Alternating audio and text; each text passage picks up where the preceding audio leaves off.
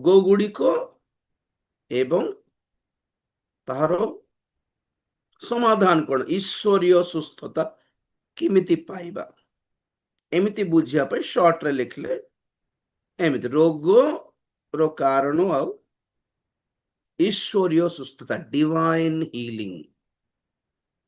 ଆପଣ ଆପଣ ମେଡିକାଲ ବି ଯାଆନ୍ତୁ କି ଆପଣ ଡାଏଟ୍ ମେଣ୍ଟେନ୍ କରନ୍ତୁ, ଆପଣ ଔଷଧ ଖାଆନ୍ତୁ, ଯାହା ବି କରନ୍ତୁ, କିନ୍ତୁ ଈଶ୍ୱରଙ୍କ ଆଡରୁ କେମିତି ସୁସ୍ଥତା ପାଇବୁ। ଡିଭାଇନ୍ ହିଲିଂ ର ଅର୍ଥ, ଗୋଟେ ସଭାର ଗୋଟେ ଗୋଟେ ବକ୍ତା ହିଲିଂ ପ୍ରଚାରକୁ ଆସିକି ରାଇଟ୍ ନାଉ ସୁସ୍ଥତା ବୋଲିଲା ବେଳକୁ ଯୋଉ ସୁସ୍ଥତା ହେଲା ପରେ ଲାଗୁଛି ନାହିଁ କି, ସେଇଟା କହୁନାହିଁ। ବିଜାତି ମାନଙ୍କ ପାଇଁ ସେମିତି ଆଶ୍ଚର୍ଯ୍ୟଜନକ ସୁସ୍ଥତା ମିଳିଯାଇପାରେ, ଅନ୍ ଦ ସ୍ପଟ୍ ସୁସ୍ଥତା ମିଳିଯାଇପାରେ, ପ୍ରଭୁଙ୍କ ଲୋକମାନଙ୍କୁ ମଧ୍ୟ ମିଳିଯାଇପାରେ, ସେଟା ବଡ କଥା ନାହିଁ। ମିଳୁନାହିଁ ଯଦି, ତାହେଲେ ଆମ ପାଇଁ ସେକେଣ୍ଡ ଅପସନ ଅଛି। କ'ଣ ସେ ଅପସନ? ମାନେ ଗ୍ରାଜୁଆଲ ହିଲିଂ। ଧୀରେ ଧୀରେ ସୁସ୍ଥ ହେବୁ, କ୍ରମରେ, ଗ୍ରାଜୁଆଲ, ଧୀରେ ଧୀରେ ଧୀରେ ଧୀରେ ହେଇକି କ୍ଲିୟର ହୁଏ। ତ ସେହି ଈଶ୍ୱରୀୟ ସୁସ୍ଥତା, ଡିଭାଇନ୍ ହିଲିଂ ଆମେ କେମିତି ପ୍ରାପ୍ତ କରିପାରିବା, ତାହାର ସମାଧାନ କ'ଣ ଆମେ ଜାଣିବା ପୂର୍ବରୁ ଆମେ ମାନେ ଜାଣିବା ଦରକାର କି ଖ୍ରୀଷ୍ଟିଆନ ମାନଙ୍କୁ କାହିଁକି ରୋଗ ହୁଏ। ଆମେ ତ ଜୋରରେ ପ୍ରଚାର ବି କରୁ, ଆମେ ଜୋରରେ କହୁ କି ଖ୍ରୀଷ୍ଟ ଯୀଶୁଙ୍କର ପ୍ରହାରରେ ଆମେ ମାନେ ସୁସ୍ଥତା ପାଉଛୁ। ତ ଏଠି ଗୋଟେ କହିଛି, ସୁସ୍ଥତା ହେଲା ପରେ କଥା ତାହା ସୁସ୍ଥତା ଅଟେ। କୋଉ ପ୍ରକାର ସୁସ୍ଥତା ଅଟେ? ଯଦି ଶାରୀରିକ ସୁସ୍ଥତା ହେଇଥାନ୍ତା, ଶରୀରର ଗୋଟେ ରୋଗର ସୁସ୍ଥତା ହେଇଥାନ୍ତା, ଯାହାକି ତାଙ୍କର ପ୍ରହାରରେ ଆମେ ସୁସ୍ଥ ହେଉଛୁ ବୋଲି କହୁଛୁ, ତ ପ୍ରହାରିତ ହେବା ଆଗରୁ ବି ତ କରୁଥିଲେ ସୁସ୍ଥ ଲୋକମାନଙ୍କୁ। ତ ସେଇଟାକୁ ସେଟ୍ ହେଉନି। କେମିତି ଆମେ ଲଜିକାଲି ତାହାକୁ ଆମେ ଜାଣିପାରିବା? ନମ୍ବର 1। ନମ୍ବର 2, ତ ଖ୍ରୀଷ୍ଟ ଯୀଶୁଙ୍କ ଠାରେ ଯଦି ସୁସ୍ଥତା ମିଳୁଛି, ତାଙ୍କର ପ୍ରହାରରେ ଯଦି ବିଶ୍ୱାସ କରୁଛୁ, ଦେଖିଲା ବେଳକୁ ଆମେ ପ୍ରଭୁଙ୍କୁ ପାଇଲା ପରେ ବି ରୋଗୀ ହିଁ ଅଟୁ, ବାପ୍ତିସ୍ମ ପାଇଲା ପରେ ବି ରୋଗୀ ହିଁ ଥାଉଛୁ। ବହୁତ ଜଣ ପ୍ରଭୁଙ୍କ ଲୋକମାନେ ରୋଗରେ ହିଁ ଚାଲି ଯାଉଛନ୍ତି ପ୍ରଭୁଙ୍କ କୋଳକୁ। ବହୁତ ବ୍ୟଥିତ ହେବାକୁ ପଡିଥାଉଛି। କେତେ ମେଡିକାଲ ଗଲେ ବି ଆମେ ଠିକ ହେଇପାରୁନୁ, କେତେ ପ୍ରାର୍ଥନା କଲେ ବି କରାଇଲେ ବି ଠିକ ହେଇପାରୁନୁ। ସୁସ୍ଥତାର ପ୍ରତିଜ୍ଞା ଯାକ ତ ଏତେ ଭର୍ତ୍ତି ଅଛି ବାଇବଲରେ, ଯାହାକି ଆମେ ଆସ୍ୱାଦନ କରିପାରୁନାହୁଁ। କାହିଁକି? କ'ଣ କାରଣ ଏଇଟା? ୱାଏ? ତ ଆମେ ଖୋଜିବାକୁ ପଡିବ କାରଣ କ'ଣ। ଦେଖନ୍ତୁ, ଆପଣମାନଙ୍କୁ ମୁଁ ଡରାଉନି ଯଦି ଆପଣମାନେ ଶିକ୍ଷା ଶୁଣିଲା ପରେ ମୋର କ'ଣ ଗୋଟେ ବଡ ପାପ ହେଇଥିବ, ଏମିତି ସବୁବେଳେ ଭାବିବା ଦରକାର ନାହିଁ। ଯାଆନ୍ତୁ, ମେଡିକାଲ ଯାଆନ୍ତୁ, ଟ୍ରିଟମେଣ୍ଟ କରାନ୍ତୁ, ପ୍ରଭୁଙ୍କ ଦ୍ୱାରା ସୁସ୍ଥ ହୁଅନ୍ତୁ, ପ୍ରାର୍ଥନା ବି କରନ୍ତୁ, ପ୍ରଭୁଙ୍କ ଦାସ ମାନଙ୍କ ଦ୍ୱାରା ପ୍ରାର୍ଥନା ବି କରାନ୍ତୁ। ନାଇଁ ଆପଣଙ୍କର ଆଖପାଖ ସୁସ୍ଥତାର, ଆରୋଗ୍ୟତାର ସଭା ଯଦି ଚାଲିଛି, ଯାଆନ୍ତୁ ବି, ପ୍ରାର୍ଥନା କରାନ୍ତୁ, ଠିକ ହେଇଗଲେ ପ୍ରେଜ ଦ ଲର୍ଡ, ପ୍ରଭୁଙ୍କର ଧନ୍ୟବାଦ ହେଉ, ଆପଣ ବି ସୁସ୍ଥ ହୁଅନ୍ତୁ। ପଏଣ୍ଟ କ'ଣ? ମାନେ ଯଦି ହେଉନି, ଏତେ ଚେଷ୍ଟା କଲା ପରେ ବି କିଛି ଉପାୟ ହେଉନି, ମାନେ ଆମେ ବସିକି ଚିନ୍ତା କରିବାକୁ ପଡିବ, ଏହାର କାରଣ କ'ଣ ହେଇଥିବ, ନାଇଁ କି ଆଜ୍ଞା?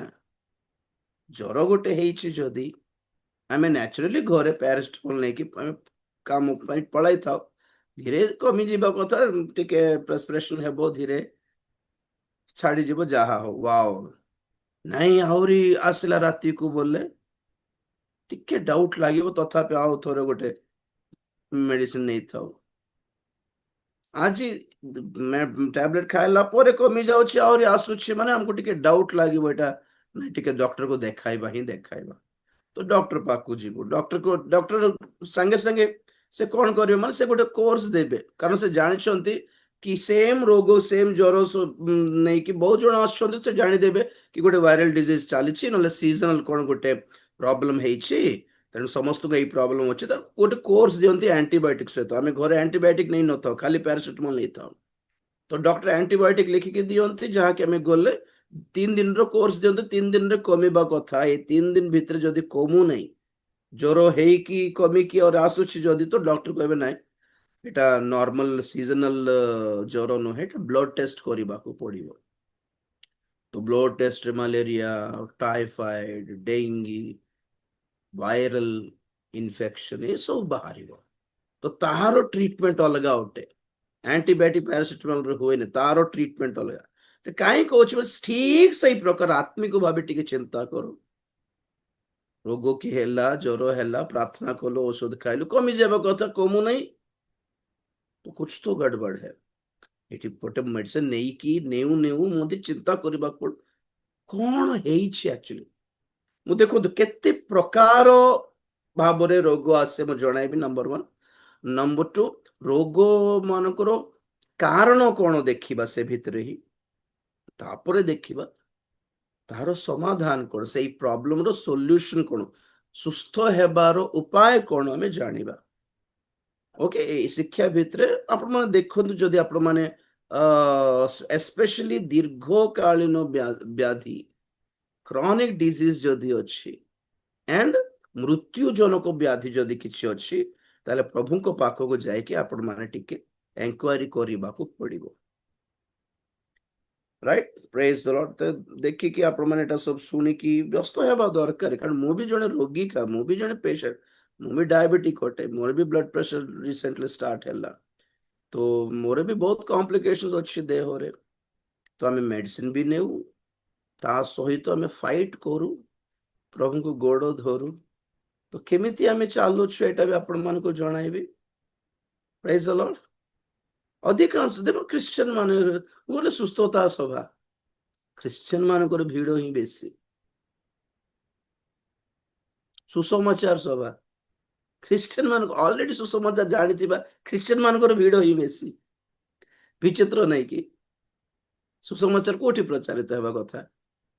ଦାଣ୍ଡରେ, ବଜାରରେ, ମାର୍କେଟରେ ପ୍ରଚାର ହେବାଟା, ସୁସମାଚାର ଗ୍ରାଉଣ୍ଡରେ ପ୍ରଚାରିତ ହେଉଛି। ଆଉ ଯୋଉଠି ଖ୍ରୀଷ୍ଟିଆନ ମାନେ ଯାଇକି ବସନ୍ତି କଣ ବୋଲକରି, ଖ୍ରୀଷ୍ଟିଆନ ମିଟିଂ। ଖ୍ରୀଷ୍ଟିଆନ ମାନଙ୍କ ପାଇଁ କି ସୁସମାଚାର? ଏବେ ଶୁଣି ନାହାନ୍ତି ଯୀଶୁ ଖ୍ରୀଷ୍ଟ ପ୍ରସାରିତ ହେଲେ ବୋଲି ଆମର ପାପ ପାଇଁ? ଏବେ ଶୁଣି ନଥିବେ। ବାପ୍ତିସ୍ମ ପାଇକି ବି ଲୋକମାନେ, ପ୍ରଭୁ ତମର ପାଇଁ କ୍ରୁଶାର୍ପିତ ହେଲେ ବୋଲି ବକ୍ତା କହିଲା ବେଳକୁ ହଁ ପ୍ରଭୁ ବୋଲି କାନ୍ଦି ପକଉଥିବ, କେବେ ଜୀବନ ଶୁଣିନୁ कहला परी। जिनके पास जाना है सुसमाचार उनके पास नहीं जा रहा। वही क्रिश्चियन वाले सुनते हैं सुसमाचार, वही क्रिश्चियन वाले के लिए ही आशीष महोत्सव, वही क्रिश्चियन लोगों के लिए सुसमाचार महोत्सव, गोटे सुस्थता आरोग्य सभा। ସେଥିପାଇଁ ଯେତେ ଖର୍ଚ୍ଚ କରା ହଉଛି ସଭା ମାନଙ୍କ ପାଇଁ, ସେତିକି ପରିମାଣରେ ମନ ହୃଦୟ ପରିତୃପ୍ତ ହେଲା ଭଳି କାର୍ଯ୍ୟ ବି ହେଉନି। ବୁଝିଲେ କି? ସେଇ ଖ୍ରୀଷ୍ଟିଆନ ଫ୍ୟାମିଲିରୁ ଗୋଟେ 4-5 ଜଣ ବାପ୍ତିସ୍ମ ନେଇଯାଆନ୍ତି। ସେମାନେ ନ୍ୟାଚୁରାଲି ହିଁ ନେବେ, ଗୋଟେ ବୟସ, ବିବାହର ବୟସ ଆସିଲେ ନେବେ ହିଁ ନେବେ ସେମାନେ ବାପ୍ତିସ୍ମ। ବଡ କଥା କଣ, ବିଜାତି ମାନଙ୍କ ଭିତରେ କେତେ କାମ ହେଉଛି। ବିଜାତି ମାନଙ୍କ ପାଇଁ ଏଇ ଗିଫ୍ଟ ଆକ୍ଚୁଆଲି ଆଶ୍ଚର୍ଯ୍ୟ କର୍ମ, ଚିହ୍ନ ଚିହ୍ନ ଆଜ୍ଞା ଚିହ୍ନ, ଆଶ୍ଚର୍ଯ୍ୟ ଅଦ୍ଭୁତ କର୍ମ ଗୁଡ଼ିକକୁ ବାଇବେଲରେ ଚିହ୍ନ ବୋଲି କୁହନ୍ତି, ସାଇନ୍ସ ଆଣ୍ଡ ୱାଣ୍ଡର୍ସ। ଚିହ୍ନ ଆଉ ଅଦ୍ଭୁତ କର୍ମ ବୋଲି ଲେଖାଯାଏ। ଚିହ୍ନ ମାନେ ହ୍ୱାଟ ଇଜ ଚିହ୍ନ? ମାନେ ଗୋଟେ ମିରାକଲ, ଗୋଟେ ଆଶ୍ଚର୍ଯ୍ୟ କର୍ମ, ଗୋଟେ ସୁସ୍ଥତା, ଜଣଙ୍କ ସୁସ୍ଥତା ହଉ, ଯେତେବେଳେ ବିଜାତି ମାନଙ୍କ ମଧ୍ୟରେ ଆମେ ହିଲିଂ କରୁ, ତ ସେ ଯେତେ ସୁସ୍ଥ ହୁଏ, ଏଇ ସୁସ୍ଥତାର କାର୍ଯ୍ୟ ତାହାରି ପାଇଁ ଗୋଟେ ଚିହ୍ନ ଅଟେ। ମାନେ ସେଇ ସୁସ୍ଥତାର କାର୍ଯ୍ୟ ତାକୁ ଗୋଟେ ବିଷୟ ଚିହ୍ନାଇ ଦେଉଛି, ଗୋଟେ ସଂକେତ ଦେଉଛି। ସେଇ କାର୍ଯ୍ୟ ତାର ପାଇଁ ଗୋଟେ ସଂକେତ। କୋଉ ବିଷୟରେ ସଂକେତ? ଯୀଶୁ ଆଜି ବି ସଜୀବ ଅଟନ୍ତି ବୋଲି ଚିହ୍ନ ଏଟା। ଯୀଶୁରେ ନାହାନ୍ତି। ଆମେ ମାନୁଥିବା, ଆମେ ବିଶ୍ୱାସ କରୁଥିବା ପରମେଶ୍ୱରକୁ ଗଛ ନୁହନ୍ତି, ପଥର ନୁହନ୍ତି, ହେଁ, ସେ ମରିକି କବରରେ ନୁହନ୍ତି, ସେ ଗୋଟେ ବାବା ନୁହନ୍ତି, ଗୋଟେ ନର୍ମାଲ ଭାଓବାଦୀ ନୁହନ୍ତି। ସେ ଯଦି ନର୍ମାଲ ଭାଓବାଦୀ ହେଇଥାନ୍ତେ, ହଁ ସେ ବଞ୍ଚିଥିଲା ବେଳେ ସୁସ୍ଥ କରୁଥିଲେ, ଓକେ, ଏବେ କଣ କରିବା, ମରିଗଲେ କହିଲା ପରେ ମରିଯିବା ଲୋକ ଆଉ ନାହାନ୍ତି ବୋଲି କହିବା ଲୋକଙ୍କର ନାମରେ କାମ ହୁଏ କି? ସେ ଲୋକ ଜାଣିବ, ରେ ଯୀଶୁ ତ 2000 ବର୍ଷ ପୂର୍ବେ ଆସିଥିଲେ ବୋଲି ଶୁଣିଛୁ। ଆସିଲେ କି ନାହିଁ ସେଇଟା ବି ଜଣା ନାହିଁ ଆମକୁ। ଏମାନେ ମିଛ କହୁଛନ୍ତି ନା କଣ, ବିଦେଶୀ ଧର୍ମ ଗୋଟେ ଆଣି ଦେଇକି ବୋଲି ଭାବୁଥିବା ବିଜାତି ମାନେ। ଆମେ ଯେତେବେଳେ ସୁସମାଚାର କହିକି ତାର ପାଇଁ ପ୍ରାର୍ଥନା କରୁ ହାତ ରଖିକି, ସେ ଯେତେବେଳେ ସୁସ୍ଥ ହେଇଯାଏ, ସେ ଦେଖରେ ଏମାନେ ଯାଦୁ ଟୋନା କରୁନାହାନ୍ତି, ମନ୍ତ୍ର ଫନ୍ତ୍ର କରୁନାହାନ୍ତି, କୁକୁଡ଼ା କାଟି ନାହାନ୍ତି, ବ୍ଲଡ ଦେଇନାହାନ୍ତି, ନଡିଆ ଫଟାଇ ନାହାନ୍ତି, କି ମନ୍ତ୍ର ତନ୍ତ୍ର କି ତାବିଜ ବାବିଜ ଦେଇନାହାନ୍ତି, ଖାଲି ଯୀଶୁଙ୍କ ନାମରେ ଖାଣ୍ଟି ଓଡିଆରେ ପ୍ରାର୍ଥନା କରିଦେଲେ ଇଏ କେମିତି ହେଇଗଲା। ସତରେ ଯୀଶୁ ଅଛନ୍ତି ହେଲେ ବୋଲି ବା ଗୋଟେ ବିଶ୍ୱାସ ଆସିବ କି ନାହିଁ। one miracle is a sign for unbeliever, not for Christians. ଆମେ ଅଲରେଡି ବିଶ୍ୱାସ କରିସାରିଛୁ, ଆମେ ଅଲରେଡି ଜାଣିଛୁ, ଅଲରେଡି ମାନି ନେଇଛୁ ସେ ସଜୀବ ଅଟନ୍ତି ବୋଲି, ସେ ଈଶ୍ୱର ଅଟନ୍ତି ବୋଲି, ସେ ପ୍ରଭୁ ଅଟନ୍ତି ବୋଲି। ଆମକୁ କାହିଁକି ଚିହ୍ନ? ଆମକୁ ଆମେ ପ୍ରାର୍ଥନା କଲେ ବି ଆମେ କାମ ହୁଏ ଗ୍ରାଜୁଆଲି ହୁଏ। ଗ୍ରାଜୁଆଲି ମାନେ କଣ କହିବ ଓଡିଆରେ? କ୍ରମ କ୍ରମରେ ଧୀରେ ଧୀରେ ରିକଭର ହେଉ। ରିକଭର ମେଡିକାଲରେ ଡକ୍ଟର ମାନେ ଯାହା କରନ୍ତି ମେଡିସିନ ଦେଇକି ଧୀରେ ଧୀରେ 3-4 ଦିନକୁ ସପ୍ତାହ ପରେ ଧୀରେ ସବୁ ରିପୋର୍ଟ ନର୍ମାଲ ହେଇକି ତାପରେ ଘରେ ଡିସଚାର୍ଜ ହେଉ କି ନାହିଁ, ଠିକ ସେଇ ପ୍ରକାର ପ୍ରଭୁଙ୍କ ଆଡରୁ ବି ଖ୍ରୀଷ୍ଟିଆନ ମାନଙ୍କ ପାଇଁ ଗ୍ରାଜୁଆଲ ହିଲିଂ ମିଳେ ନା। ଆମକୁ on the spot right now on the spot ଏଟା କି ଧନ୍ଦା ଲଗେଇଛନ୍ତି ଜଣା ପଡୁନି। ତମେ ଯେତେ ପ୍ରାର୍ଥନାକାରୀ ହେଲେ ବି ବୀଜ ବୁଣିକି ଅନ୍ ଦ ସ୍ପଟ ରାଇଟ ନାଉ ଗଛ ହେଇକି ଫଳ ତ ଫଳିବ ନାହିଁ। ତାର ଗୋଟେ ପ୍ରୋସେସ ରହିଛି। ଅଙ୍କୁରିତ ହେବ, ବଡ ହେବ, ଗଛ ହେବ, ତାପରେ ଫଳ ଫଳିବ। ତୁମେ ଯେତେ ପ୍ରାର୍ଥନାକାରୀ ହେଉ, ଯେତେ ଫେଥ ପ୍ରିଚର ହେଉ, ତୁମେ ଯେତେ ମହା ଅବ୍ରାହମ ଠାରୁ, ଅବ୍ରାହମଙ୍କର ବାପାଙ୍କ ଠାରୁ ବଡ ବିଶ୍ୱାସୀ ହେଉ, ରାତାରାତି ତୁମେ ବିଲ୍ଡିଂ ବନେଇ ପାରିବନି ଆଜ୍ଞା। ଗାତ ଖୋଳିବ, ଫାଉଣ୍ଡେସନ ପକାଇବ, ପାଣି ପକାଇବ, ତାପରେ ତାକୁ ଶୁଖିଲା ପରେ ତାପରେ ଲେଭେଲ କରିବ, ତାପରେ ପିଲର୍ସ ଉଠାଇବ, ତାପରେ କାନ୍ଥ ଉଠାଇବ, ତାପରେ ସେଟା ଶୁଖିଲା ପରେ ଷ୍ଟ୍ରଙ୍ଗ ହେଲା ପରେ ତାପରେ ସ୍ଲାବ ପକାଇବ। ପ୍ରୋସେସ ଅଛି କି 3-4 ମାସର ପ୍ରୋସେସ ଗୋଟେ ଘର ନିର୍ମାଣ। ତୁମେ ଯେତେ ମହାବିଶ୍ୱାସୀ ହେଲେ ବି, ବିଶ୍ୱାସରେ ସିଦ୍ଧ ଲୋକ ହେଲେ ମଧ୍ୟ ଏବେ କୁ ଏବେ ଗର୍ଭ ଧାରଣ କରିକି ସକାଳୁ ଗୋଟେ ପୁଅ ଛୁଆକୁ ଜନ୍ମ କରିପାରିବୁ ନାହିଁ। It is a process for 9 months. 9 ମାସ ଜଗିବାକୁ ପଡିବ। ଯେତେ ଆମେ ବିଶ୍ୱାସରେ ସିଦ୍ଧ ହେଇକି ପ୍ରାର୍ଥନାକାରୀ ହେଲେ ମଧ୍ୟ ଏବେ ଜନ୍ମ ହେଇଥିବା ଛୁଆଟି ସକାଳକୁ 25 ବର୍ଷର ପୁଅ ପିଲା ହେବ ନାହିଁ। You have to wait for the fruit. ପ୍ରଭୁ ଖ୍ରୀଷ୍ଟୀୟ ଜୀବନ କୋଉ ବିଷୟରେ ଆଧାରିତ ଜାଣିଛନ୍ତି?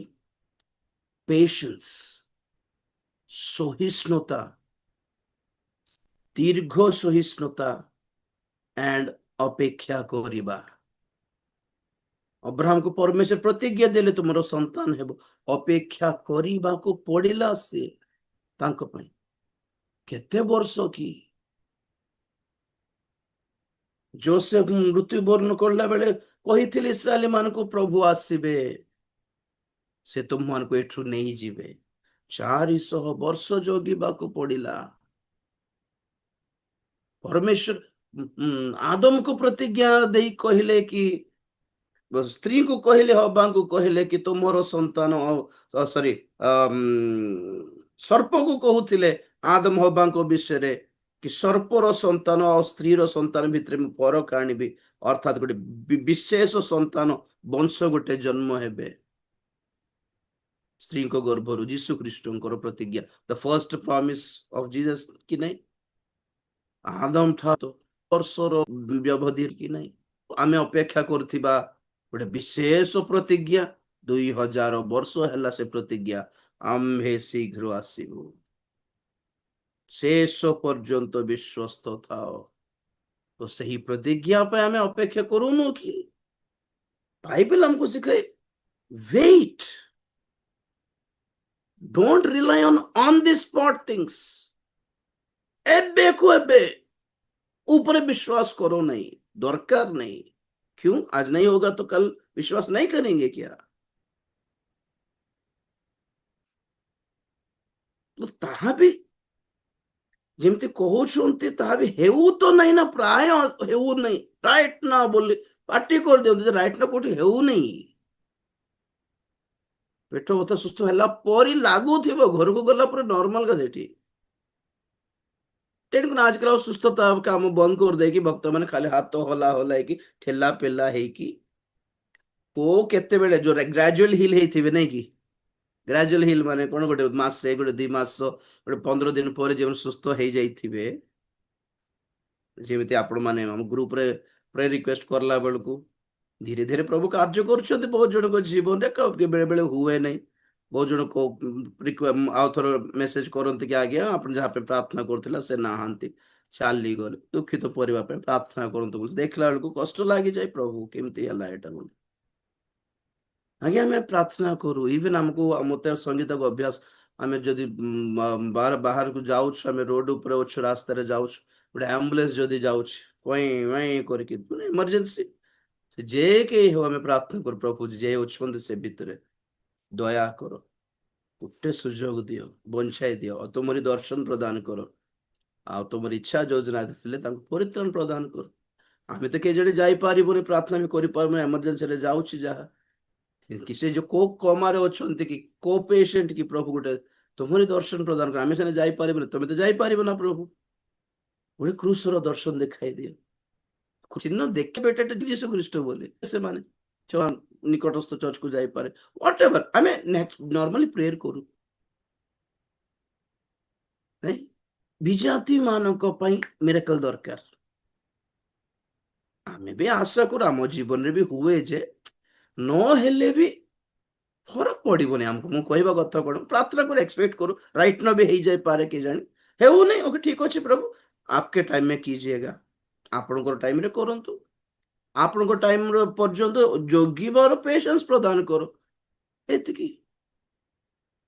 ପ୍ରାଇସ୍ ଅର୍ଥ ଦେଖିବା ଆମେ ମାନେ କେତେ ପ୍ରକାର ଆସେ ରୋଗ, କେତେ ପ୍ରକାର, କେତେ କେତେ ପ୍ରକାରର ରାସ୍ତା ଦେଇକି ଆମ ଭିତରେ ପ୍ରବେଶ କରେ, ମୁଁ କହିବି ଆପଣଙ୍କୁ ପ୍ରଥମରେ, ତାପରେ ଏ ବିଶେଷ କାରଣ ଗୁଡିକ ବି ଦେଖିବା, ଆକ୍ଚୁଆଲି ଏଟା ବି କାରଣ ହିଁ ଅଟେ, ଦେଖିବା। ନମ୍ବର ୱାନ, ଖ୍ରୀଷ୍ଟିଆନ ମାନଙ୍କ ଜୀବନରେ ବିଜାତି ମାନଙ୍କର କଥା କହିବାନି, ସେମାନଙ୍କୁ ବି ସେମ୍ ରିଜନ୍ସ, କାରଣ ଯାକ ଆମେ ଆପ୍ଲାଏ କରିହେବ, କିନ୍ତୁ ବର୍ତ୍ତମାନ ଆମେ ଆଲୋଚନା କରୁଛୁ ଆମେ ଖ୍ରୀଷ୍ଟିଆନ ଲୋକ ଅଧିକାଂଶ କାହିଁକି ରୋଗୀ, କାହିଁକି ଦୀର୍ଘକାଳୀନ ରୋଗୀ, କାହିଁକି ଏତେ ମରିଗଲା ପରି ରୋଗ କାହିଁକି ଧରି ଦଉଛି ଆମ ଜୀବନରେ, କାହିଁକି ଆମେ ସୁସ୍ଥ ବି ହେଇପାରୁନୁ, ତ ଫାଇଣ୍ଡ ଆଉଟ୍ କରୁଛୁ। ନମ୍ବର ୱାନ ଦେଖନ୍ତୁ, ନମ୍ବର ୱାନ ରୋଗ ଆସେ ଫର ନ୍ୟାଚୁରାଲ କଜ, ମାନେ ଗୋଟେ ସାଧାରଣ ନ୍ୟାଚୁରାଲ ଭାବରେ, କଣ କହିବେ ଓଡ଼ିଆରେ ନ୍ୟାଚୁରାଲ, ବିଲକୁଲ ସାଧାରଣ କାରଣ ଅଟେ ପାଣିପାଗ। ଆପଣ ଜାଣିଛନ୍ତି, ଆମେ ଆମେ ଜାଣିଛୁ କି ବର୍ତ୍ତମାନ ଡିପପୁଲେସନ ଏଜେଣ୍ଡା ଚାଲିଛି ଗତ 20-30 ବର୍ଷରୁ, ଡିପପୁଲେସନ ଏଜେଣ୍ଡା ମାନେ ଜଗତର ଏଲିଟ୍ସ ମାନେ, ଧନୀ ମାନେ, ଜଗତର ସିକ୍ରେଟ ସୋସାଇଟିସ୍ ମାନେ, ଗୋଟେ ଗୋଟେ ଗୋଟେ ଗୋଟେ ଗୋଟେ ରହସ୍ୟ ସମାଜ ଗୋଟେ ଅଛି, ଶୈତାନ ସମାଜ, ଯେଉଁମାନେ ଯୋଜନା କରୁଛନ୍ତି କି ପୃଥିବୀର ପ୍ରାୟ 50-60%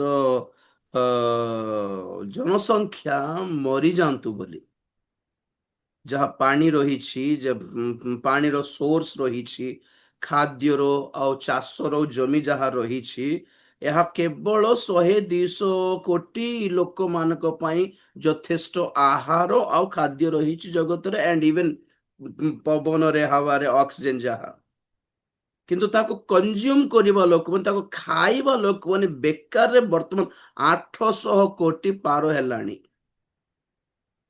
2030-32 ଭିତରେ ଏଇ ଜନସଂଖ୍ୟା 900 କୋଟି ହେଇଯିବ,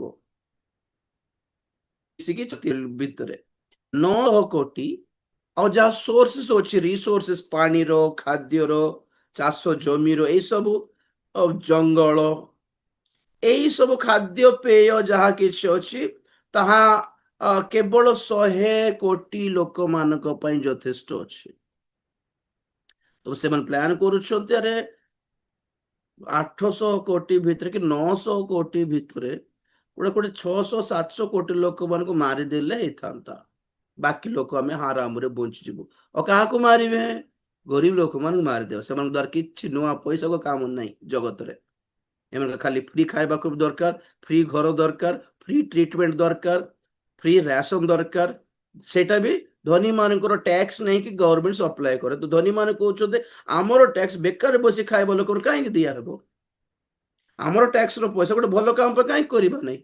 ଫ୍ୟୁଚର ପାଇଁ, ଆମର ଫ୍ୟୁଚର ଜେନେରେସନରେ ଆମର ପିଲାମାନେ କ'ଣ ଖାଇବେ? ଆମ ପିଲାମାନଙ୍କ ପାଇଁ କରେଣ୍ଟ ଥିବ କି ନାହିଁ କି? ଆମର ପିଲାମାନଙ୍କ ପାଇଁ ଖାଇବା ପାଇଁ ଖାଦ୍ୟ ମିଳିବ କି ନାହିଁ କି? ଆମର ଛୁଆମାନଙ୍କ ପାଇଁ, ନାତି ନାତୁଣୀମାନଙ୍କ ପାଇଁ ଭବିଷ୍ୟତରେ ଏଇଟା କ'ଣ ପିଇବା ପାଇଁ ପାଣି ଥିବ କି ନାହିଁ କି? କି ହାୱାରେ ଅକ୍ସିଜେନ ଥିବ କି ନାହିଁ କି?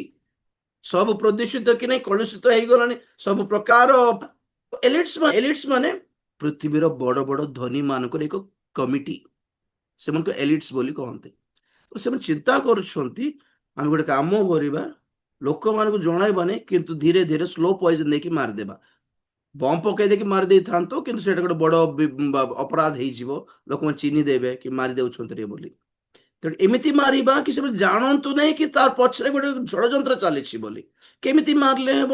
ନମ୍ବର ୱାନ୍, ଯୁଦ୍ଧ, ତୃତୀୟ ବିଶ୍ୱଯୁଦ୍ଧ କରିକି ମାରିଦେଇ ହେବ। କିନ୍ତୁ ବିଶ୍ୱଯୁଦ୍ଧ ସେମାନଙ୍କର ଏଜେଣ୍ଡାର ଲାଷ୍ଟ ଅପସନ ରଖିଛନ୍ତି। ପ୍ରଥମ ଅପସନ ହେଲା ଏମାନଙ୍କର ଖାଦ୍ୟକୁ ପ୍ରଦୂଷିତ କରିବା, ଏମାନଙ୍କର ପିଇବା ପାଣିକୁ ଆମେ କଲୁଷିତ କରିଦେବା, ହାୱାକୁ ଆମେ ପ୍ରଦୂଷିତ କରିକି କଲୁଷିତ କରିଦେଲେ ସେମାନେ ହାୱା ପାଇଁ ଭଲରେ ନିଶ୍ୱାସ ନେଇ ନ ପାରି ଲଙ୍ଗସ ଖରାପ ହେଇଯିବ। ଭାବୁଥିବେ ନ୍ୟାଚୁରାଲ ହେଇଛି ଆଉ। ଖାଦ୍ୟ ଆଜି ଦେଖ, ଚାଉଳ ହ୍ୱାଇଟ୍ ରାଇସ୍, ଭାତ ଖାଇଲେ ସୁଗର, ଆଳୁ ଖାଇଲେ ସୁଗର, ଯାହା ବି ଖାଉ ସୁଗର, ସବୁ ଯାହା ଖାଇଲେ ତାର ପଛରେ ଗୋଟେ ରୋଗ ଥାଉଛି, ତାର ଦେଇକି ଗୋଟେ ରୋଗ ପ୍ରବେଶ କରୁଛି। ତେଣୁକରି ଆମକୁ ସେ ଡାଇଟ୍ରିସିଆନ ମାନେ ସବୁ ଶିଖାନ୍ତି ନା ଏଇଟା ଖାଇବାରନି, ଭାତ ଖାଓନି ତୁମେ, ତରକାରୀ ଖାଓନି ତୁମେ, ଆମିଷ ଖାଓନି, ପ୍ରୋଟିନ ଖାଓନି। ଲାଷ୍ଟ କେତେ ଶୁଣିବାକୁ ପଡୁଛି କ୍ଷୀର ବି ଠିକ ନାହିଁ, କ୍ଷୀର ବି ପିଇବାର ନାହିଁ। ପୁଣି ଆମ ଓଡିଶାରେ ପ୍ରାୟ ଅଧିକାଂଶ କ୍ଷୀର ପିଅନ୍ତି ନାହିଁ, ଖାଲି ନାଲି ଚା। ନାଇଁ କ୍ଷୀର ବି ନାହିଁ, କ୍ଷୀର ଭଲ ନାହିଁ। ଆଜ୍ଞା କୋଉ ପଶୁ ଅନ୍ୟ ପଶୁର କ୍ଷୀର ପିଏ? ମଣିଷ ପିଇଥାଏ ପଶୁ ମାନଙ୍କର କ୍ଷୀର। ଏଇଟା ଗୋଟେ ନୂଆ ସିଷ୍ଟମ ବାହାରିଲା। କ୍ୟାଲସିୟମ କୋଉଠୁ ମିଳିବ ଛୁଆ ମାନଙ୍କୁ? ବାଇବେଲ କହେ କ୍ଷୀର ପିଇବା ପାଇଁ, ତ ଆଜିକାଲି नो କ୍ଷୀର।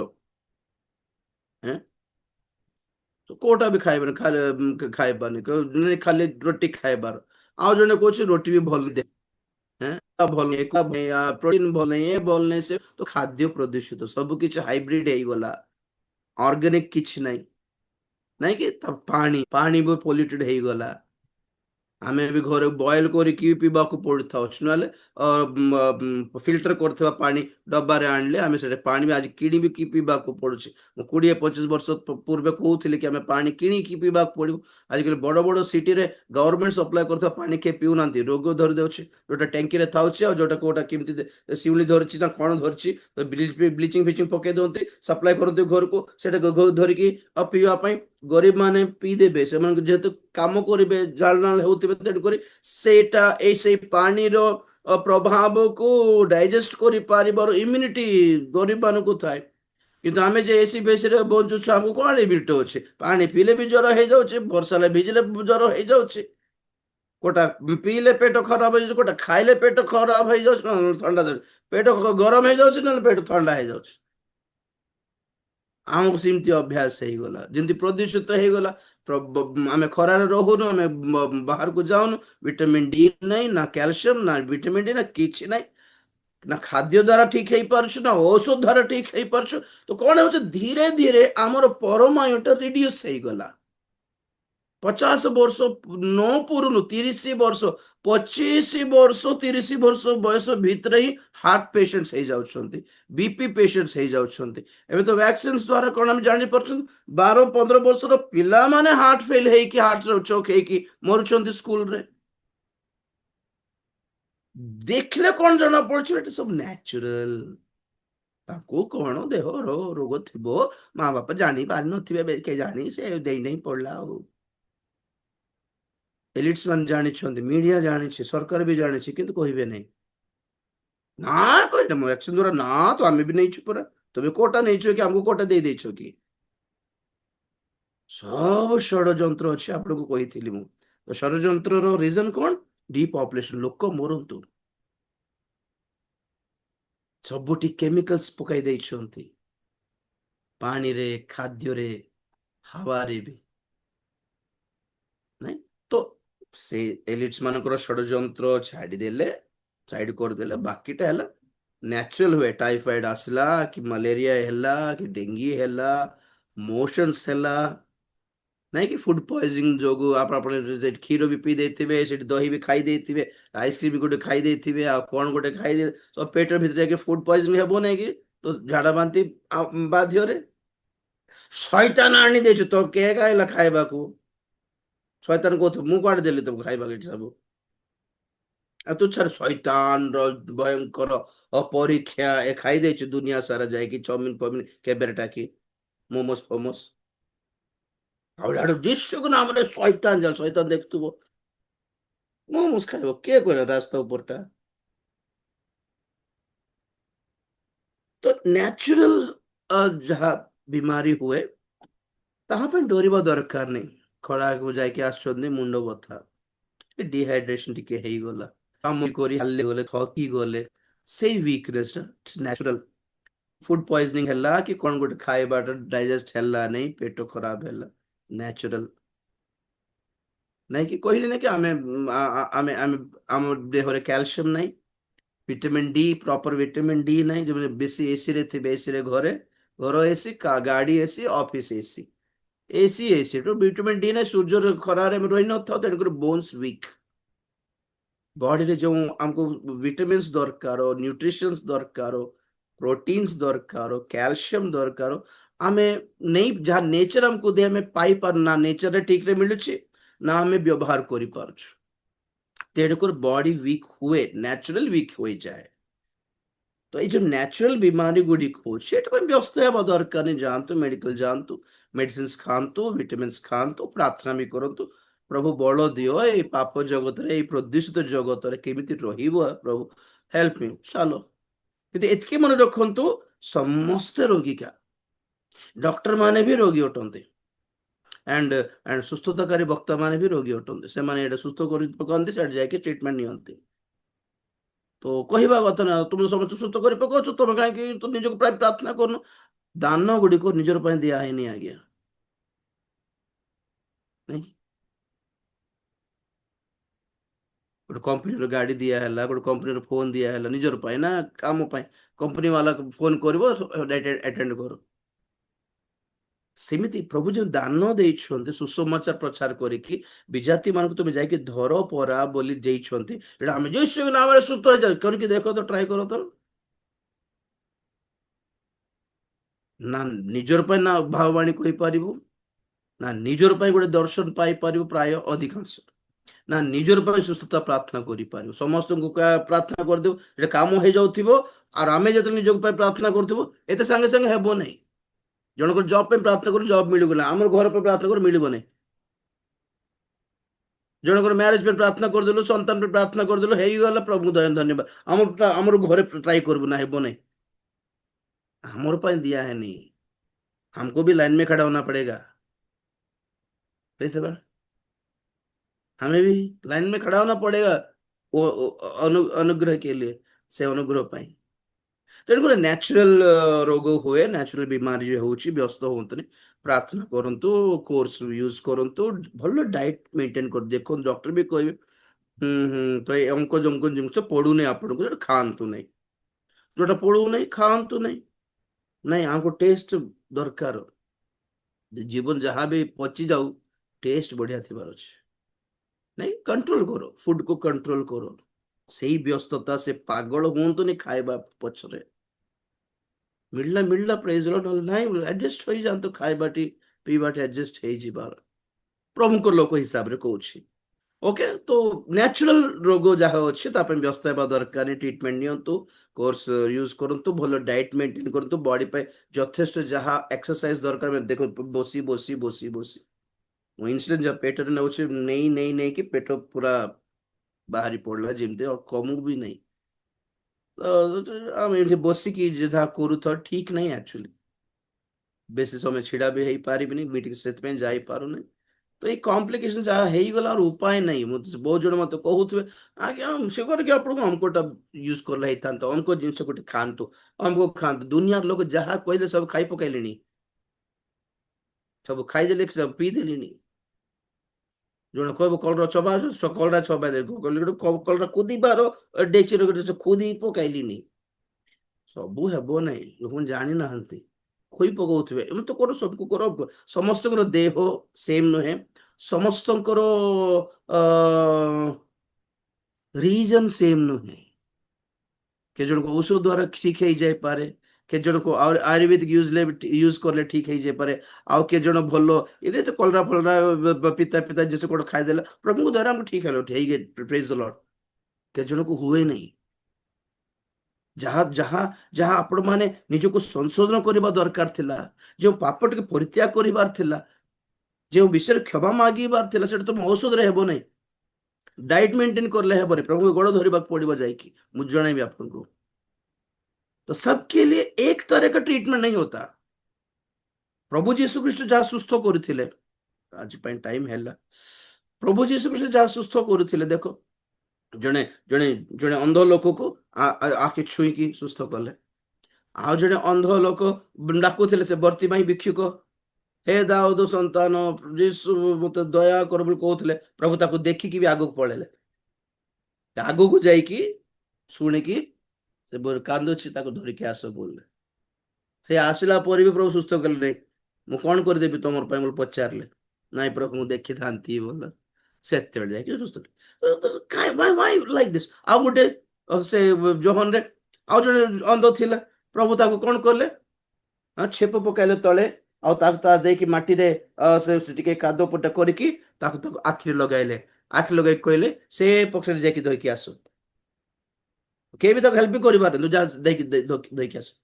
से बेचारा छोटा अंध है से दौरानी है जाकि आखि धोई पकाइला पर देखला।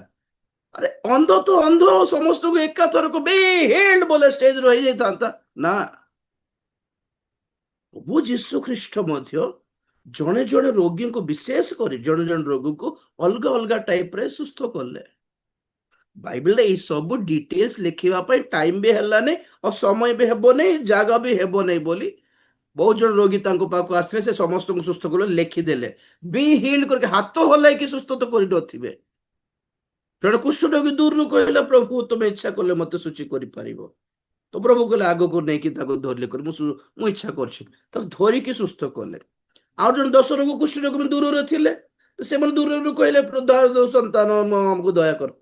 तो प्रभु कहले ठीक अच्छे तुम्हें जाओ जाजक मान को देखा कर। अरे प्रभु से धरले नहीं कहीं से माने जाऊ जाऊ सुस्थ हेले।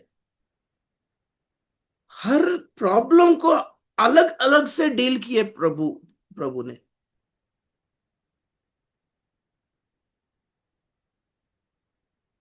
सत सेनापति दास को घर को न जाइकी से सुस्थ करले। सत सेनापति रिक्वेस्ट कला दूर खाली आदेश दे दे सुस्थ बोली सत सेनापति कहले प्रभु ठीक अच्छे तुम दास सुस्थ हो जाऊ हो गला। जन पक्षघाती रोगी 4 जन खोटर टेकिकी आनिकी छात तल को पकाइला प्रभु ताको देखी कहले बस बेहिल्ड नहीं, तोर पाप क्षमा है बोले। पाप बेनिठी रोग नहीं। केमिति बाइबल स्टडी करूछंती मु जानि भी पारुनी। एक्चुअली को बाइबल कॉलेज रे सिखी पकाई छंती जानि पारुनी। लोक मन जानि पारुनंती काहेकि why how did Jesus dealt with things, किमिति से डील करले, किमिति से काम करले, किमिति किमिति को समस्या रो किमिति समाधान काढी के आणले। से स्टेज रे छिड़ाए कि समस्त सुस्थ हो जाओ 1, मृत लोक समस्त बंची जाओ 2, आ मझे समस्त पापी क्षमा पाई जाओ 3 पड़े था 3.5 वर्ष सेवा कर दरकार कौन 3 दिन सभार काम सारिकी पलैबार थिला तांकर। गोटे दिन हिलिंग, गोटे दिन मृत लोक उठाई कि आ गोटे दिन पाप क्षमा कर पलै था। ठीक नहीं मिराकिल गोटे गोटे स्टडी करी बोली जना पड़ुछि। आमको कौन अभ्यास 3 lakh stage, 2 lakh sound system, ₹1,00,000 lighting tent, आओ से सुस्थताकारी बक्ता हाथ ₹1,00,000 न देउनु 4टा पेट भथ सुस्थ होउनी। ହେଁ ନାଇଁ ଏମିତି ନ ହେଉ, କାମ ହେଉନି ଏଥିପାଇଁ କଣ କହିବେ କଥା କଣ, ଆଉ ସବୁ ମଦୁଆ ମାନେ ଏଠି ଯାଇକି ସୁସ୍ଥ, ବ୍ୟଭିଚାରୀ ମାନେ ଯାଇକି ଏଡ୍ସ HIV ସୁସ୍ଥ, ଓ ଯୋଉ ଦିନହୀନ ମା ଭଉଣୀ ମାନେ ବେଚାର ଛୁଆକୁ ଧରିକି ବାବୁ ଟିକେ ପ୍ରାର୍ଥନା ମୋ ଛୁଆ ପାଇଁ, ମୋର ସେ 10 ଟଙ୍କା ଜୋର ଧରିଥିବେ ବେଚାର ଦାନ ଦେବି ବୋଲି, ସେ 10 ଟଙ୍କା ନୂଆ ପଇସା କିଏ ପଚାର ନଥିବ, ସେମାନଙ୍କୁ କିଛି ସୁସ୍ଥତା ନାହିଁ, କାହା ଧନୀ ମାନେ 10,000 ଟଙ୍କା ଦାନ ଦେଇଥିବେ, 5,000 ଦେଇଥିବେ, ଗାଡିରେ ଆସିଥିବ ତାକୁ ସୁସ୍ଥତା, ଗରିବ ମାନଙ୍କୁ କିଛି ନାହିଁ। ଏଇଟା ପ୍ରଭୁଙ୍କର କାମ କି? ପ୍ରଭୁଙ୍କର କାମ କି ଆଜ୍ଞା? ସେଠି ସୁସ୍ଥ ହେଇଥିଲେ ବି ଏଇଟା ପ୍ରଭୁଙ୍କ ଆଡରୁ ଆସିଛି ବୋଲି ମୁଁ ବିଶ୍ୱାସ କରିବିନି ଆଜ୍ଞା। ନା, ଏଇ ସବୁ ଭଲ ସୁସ୍ଥତା ସଭା ପ୍ରଭୁଙ୍କ ଆଡରୁ ହେଉନି, ଯୋଉଠି ଦିନହୀନ ମାନେ ଖଟୁଛନ୍ତି ମେଡିକାଲରେ, ସେଠି ଧନୀ ମାନେ ଯାଇକି ପ୍ରାର୍ଥନା କରିକି ସୁସ୍ଥ ହଉଛନ୍ତି, ଯଦି ଏଇଟା ପ୍ରଭୁ ନୁହନ୍ତି ଆଜ୍ଞା, this is not God, this is not our God. କୋଉ ଭ୍ରାନ୍ତିଜନକ ଆତ୍ମା ହେଇଥିବ ଆମକୁ କଣ ଜଣା। 1,00,000 ହାତରେ ନ ଦେଉନୁ ଗୋଟେ ବକ୍ତା ଆସୁନାହିଁ ଚାରିଟା ସୁସ୍ଥତା କାମ କରିବା ପାଇଁ, ବଡ ବଡ ଲୋକମାନେ ଯାଇକି ତାଙ୍କ ଲଜରେ ଯାଇକି ଦେଖା କରିକି, ଲଜରେ ଦେଖା କଲେ 25,000, ଷ୍ଟେଜରେ ପ୍ରାର୍ଥନା କରିଲେ 10,000, କାଉଣ୍ଟରରେ ବାନ୍ଧିବାକୁ ପଡିବ, କାଉଣ୍ଟରରେ ଫିସ୍ ଦେବାକୁ ପଡିବ, ଯୋଉ ଗରିବ ମାନେ ପାରୁନଥିବେ। ଯିବି ବୋଲାରୁ ଗୋଟେ ମିଟିଂରେ ଦେଖିଲି, ମୁଁ କହୁଛି ନା ଆପଣଙ୍କୁ, ଛୁଆକୁ ଧରିକି ଗୋଟେ ମା ସେ ଷ୍ଟେଜ ପାଖ ବାବୁ ଟିକେ ପ୍ରାର୍ଥନା କରି ଯାଇଥାନ୍ତି ବକ୍ତା ବାବୁଙ୍କ ସହିତ, ଭଲେଣ୍ଟିୟର ମାନେ ଥିଲେ, କାଉଣ୍ଟରରେ କେତେ ବାନ୍ଧିଲ, ନାଇଁ ବାବୁ କେତେ ବାନ୍ଧିବାର, ମିନିମମ୍ 2,000 ବାନ୍ଧିବାର, ବାବୁ 2,000 ପାରିବିନି, ତମେ ସାଇଡ ହୁଅ, ଅଲଗା ଲୋକ ଆସୁଛନ୍ତି ସେମାନଙ୍କୁ ସାକ୍ଷ୍ୟ ପାଇଁ, ଆମର ପରମିଶନ ନାହିଁ ସେଇଟା, 2,000 ଟଙ୍କା, 10,000 ଟଙ୍କା, 25,000 ଟଙ୍କା ଦେଲେ କାମ କରିବେ, ଦରକାର ନାହିଁ ସେମିତି ପରମେଶ୍ୱର ଆମକୁ, ତାଙ୍କର ସେବକ ହେବା ଦରକାର କା ନାହିଁ, ରିକ୍ସା ଯଦି ତାଙ୍କର କରିବା ଆମେ ପାଇଁ ସେ ନୁହନ୍ତି ଯେଉଁ ଯେଉଁ ଦିନକୁ ଯେଉଁ ଲୋକମାନଙ୍କୁ ଶାସ୍ତ୍ରୀ ଫାରୁସୀ ମାନେ ଚିପୁଡିକି ପଇସା ବାହାର କରୁଥିଲେ, ସେଇ ଦିନହୀନ ମାନଙ୍କ ପାଖକୁ ପ୍ରଭୁ ନିଜେ ଯାଇକି ସେମାନଙ୍କୁ ଛୁଇଁଲେ, ସେଥିପାଇଁ ପରେ ଶାସ୍ତ୍ରୀ ଫାରୁସୀ ମାନେ ରାଗିକି ଯାଇଥିଲେ ତାଙ୍କୁ, ଆମର ବିଜନେସ ଖରାପ କରୁଛି ବୋଲି, ଫ୍ରିରେ ଯାଇ କରି ପକଉଛି ବୋଲି, ଯୀଶୁଙ୍କ ପରି ଷ୍ଟାଇଲ କରିବାକୁ ଜାଣିଲେଣି ଆଜ୍ଞା, କି ଯୀଶୁଙ୍କ ପରି ସ୍ୱଭାବ ପାଇବାକୁ ଜାଣିପାରିଲେ ନାହିଁ, କ୍ୟାରେକ୍ଟର ଅଫ ଜିସସ୍, ଯୀଶୁଙ୍କ ଉପରେ ପ୍ରଚାର କରିବା, ଯୀଶୁଙ୍କ ଉପରେ ହିଲିଂ କରି ପକାଇବା, ଯୀଶୁଙ୍କ ଉପରେ ପାୱାରଫୁଲ ହେବା, ଯୀଶୁଙ୍କ ଉପରେ ସ୍ୱଭାବ ସେଟା କୋଉଠୁ ପାଇବେ, କେମିତି ପାଇବେ, ତାର ଆଇଡିଆ ନାହିଁ, ନାଇଁ କି? ଦ ଫର୍ଷ୍ଟ ଥିଙ୍ଗ ସାରୁଛି ନ୍ୟାଚୁରାଲ, ମୁଁ କାଲିକୁ ଆପଣଙ୍କୁ ରେଫରେନ୍ସେସ୍ ଦେବି, ପ୍ରଥମରେ ନ୍ୟାଚୁରାଲ ରୋଗ, ପାଣିପାଗ ଠିକ ନାହିଁ, ପାଣି ଠିକ ନାହିଁ, ଆମର ଖାଦ୍ୟ ଠିକ ନାହିଁ, ଆମର ଡେଇଲି ରୁଟିନ ଆକ୍ଟିଭିଟିଜ ଠିକ ନାହିଁ, ଆମର ଲାଇଫଷ୍ଟାଇଲ ଠିକ ନାହିଁ, ଆମେ ଖାଇବା ଖାଦ୍ୟ ଠିକ ନାହିଁ, କେତେବେଳେ ଖାଉଛୁ କୋଉଟା ଖାଇ ପକାଉଛୁ ଆମକୁ ଠିକଣା ଆକା ନାହିଁ, ଆମେ ସିଷ୍ଟମାଟିକ ଲାଇଫ ମେଣ୍ଟେନ କରିବାକୁ ଶିଖିଲୁ, ଆମେ ଅଳସୁଆ ହେଇଗଲୁ, ଆମକୁ ଟେଷ୍ଟ ଉପରେ ପଛରେ ପଡିଗଲୁ, ଯାହା ବି ମିଳୁ ଟେଷ୍ଟ ସ୍ୱାଦ ଥିଲେ ଖାଇ ପକେଇବୁ, ଦେହକୁ ପଡୁଛି ନା ପଡୁନାହିଁ ଏଟା ଦେଖୁନୁ ଆମେ, ତେଣୁକରି ନ୍ୟାଚୁରାଲି ଆମ ଦେହ ଖରାପ, ଓକେ ନ୍ୟାଚୁରାଲି ହେଇଛି, ପ୍ରାର୍ଥନା କର, ପ୍ରାର୍ଥନା ବି କरो, ମେଡିସିନ ବି ଖାଅ, ଡାଏଟ ଠିକ ଠିକ କरो, କଣ୍ଟ୍ରୋଲ କरो, ଚାଲ, ନମ୍ବର 1, ନମ୍ବର 2, ପାପ ଯୋଗୁଁ ଆସିଥିବା ରୋଗ, ମୁଁ କହିଥିଲି ସେ ମାର୍କ 2 ଅଧ୍ୟାୟର ପକ୍ଷଘାତୀ ରୋଗକୁ 4 ଜଣ ଟେକିକି ଛାତ ଉପର ତଳକୁ ପଲ ଖାଇଲା ପରେ ପ୍ରଭୁ କଣ କହିଲେ, be healed ବୋଲେ କି ନା, ବତ୍ସ son your sins are been forgiven, ତ ଇଏ ଯୋଉ ରୋଗ ଅଛି ଆକ୍ଚୁଆଲି ପ୍ରଭୁ ଦେଖିଲେ ତାକୁ ରୋଗ ସହିତ ଆମେ ଡିଲ୍ କରିବା, ମାନେ ପ୍ରଥମେ ଆମେ ପାପ ସହିତ ଡିଲ୍ କରିବା, ପାପ ଯୋଗୁଁ ଆସିଛି ରୋଗ ଏଇଟା, ତ ପାପ କ୍ଷମା ହେଲେ ସୁସ୍ଥ ହେବ, ତ ପାପ ବତ୍ସ ତୋର ପାପ କ୍ଷମା ହେଲା ବୋଲି କହିଲା ପରେ ତାକୁ ବି ହିଲ୍ଡ ବୋଲି କହିବା ଦରକାର ପଡିଲା नहीं, से कहले अपना शଯ୍ୟା घिनी बाहर चल, हो गया काम हो गया, हाँ प्रभु हिलिंग, प्रभु ट्रीटमेंट, अरे मेन प्रॉब्लम थिला पाप से क्षमा करी सारलिनी, उठ के जा बाप, तो मु थरे कोटेशन देइथिली, से जो अंध भिक्की को जाको सिलोयम को पोखरी को जाके धोइबा पई कहले, से कादू जड़ पकेले माटी आखिर, तो सेट भी हिल कर देथांते, कि केता पाई हिलिंग प्रेयर नहीं आ गया, ओबेडियंस दरकार, आज्ञा बहुत दरकार थिला। की कथा आज्ञा आखिरे बाटे लगे देखि धो बोले देखो तो देखा तो जाऊनी आ कुआडे जीवी आ कोई ना नहीं जीवन रे देखिबा किमते रेस्पोंड करिवो कि हा जल्लो नदी पानी धोइबार पड़ो तो देखा जाऊनी और तुम पाक कहीं आगु जाकि गाधई न था कि एमती कही नहीं से प्रभु हाँ धोइबे कि और धोइला पोरे सुस्थ हैला भाव तो कुछ रोग के लिए सिर्फ प्रेयर से नहीं होगा, ओबीडियंस चाहिए, आज्ञा बहुत दरकार। इजी से पक्षघाती रोग हिलिंग प्रेयर नहीं पाप क्षमा दरकार पड़ता। तो को पाप जोगु केते प्रकार पाप जोगु रोग आसे मु आमे अध्ययन करिबा। नंबर 3 दुष्ट आत्मा मंद आत्मा जोगु रोग आसे। ख्रीस्टियन मानक ठारे मंद आत्मा पशुंट कि विचित्र कथा एटा पोषिबा कथा नहीं। भूत माने दुष्ट आत्मा माने हमको परीक्षा करेंगे, हमको बाधा देबे, बाहर आम भीतर को आसवा कथा नहीं। ख्रीस्टियन माने बाप्तिजित होइकी गीत फीत गाउथबा पिला पुओ झियो माने मां भौणी मा भूत परि होली पकोथिबा अरे एमती केमती होछि ए शैतान बाहर बोलरु तार घर लोक ना एटा शैतान एटा पवित्र आत्मा भूत परि बाल कोट आत्मा रोग की। नंबर 4 अभिष एटा बहुत डेंजर, एटा बहुत संघर्ष अभिशाप है। नंबर 4 नंबर 5 आयुबंको परी परीक्षा जोगु रोग ईश्वरंकर परीक्षा हेतिबो न कोन देखिबार केते प्रकार परीक्षा थिबो हमें देखिबा।